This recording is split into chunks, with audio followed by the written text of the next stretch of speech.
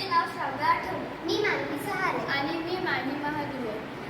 आम्ही ग्रामीण विकास विद्यालय सालवा येथे शिकतो. आम्ही विकसित भारत बिल्डॅथॉन 2025-26 मध्ये सहभागी झालो आहोत. आमच्या प्रोटोटाईपचं नाव कृषी मित्र फार्मर्स ओन प्लॅटफॉर्म आहे. चला तर आपण बघूया प्रॉब्लेम स्टेटमेंट.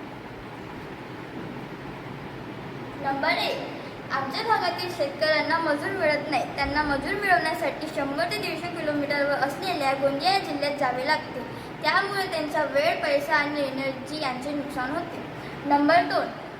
आमच्या भागातील मुख्य पीक ते म्हणजे धान. धान म्हणजेच तांदूळ होय. जेव्हा धान निघते तेव्हा धानापासून तांदूळ तयार करण्यासाठी शेतकरी राईस मिलवर घेऊन जातात.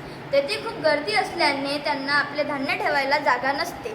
त्यामुळे त्यांना आपल्या धान्याची गाडी 2 ते 3 दिवस राईस मिलच्या बाहेर ठेवावी लागते. तसेच कधी पाऊस पाणी आला तर त्यांचे धान्य ओले होतील आणि त्यांची आर्थिक हानी होईल.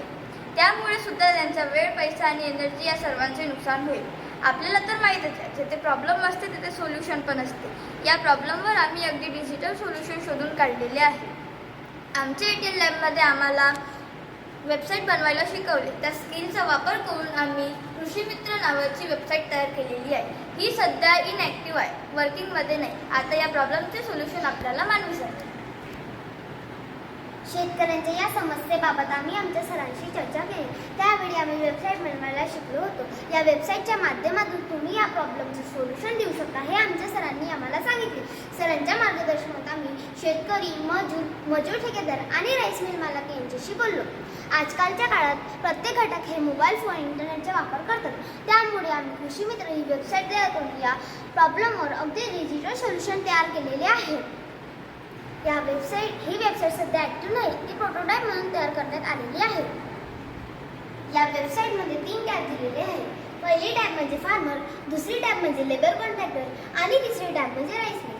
चला तर बघूया सर्वात पहिली टॅब म्हणजेच फार्मर.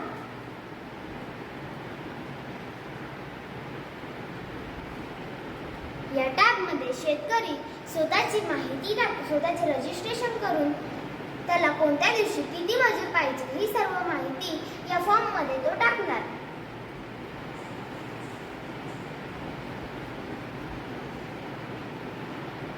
दुसरी टॅब म्हणजे लेबर कॉन्ट्रॅक्टरची. या टॅबमध्ये लेबर कॉन्ट्रॅक्टर किंवा लेबर म्हणजेच मजूर ठेकेदार किंवा मजूर स्वतःचे रजिस्ट्रेशन करून त्याच्याकडे किती मजूर आहे आणि त्यापैकी खाली किती आहे हे सर्व या फॉर्ममध्ये टाकणार.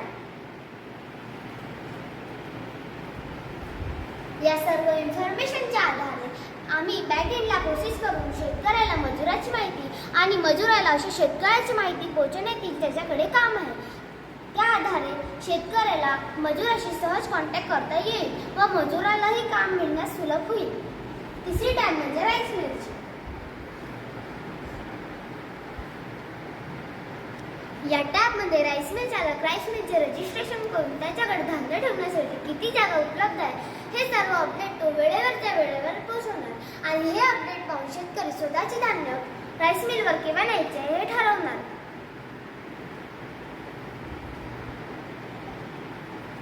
याच टॅबमध्ये आम्ही मार्केटमध्ये दररोजचे किती प्राइस आहे हे दिलेले आहे धान्यांचे. या टॅबच्या माध्यमातून शेतकरी स्वतःचे धान्य केव्हा विक्री करायचे हे ठरवणार.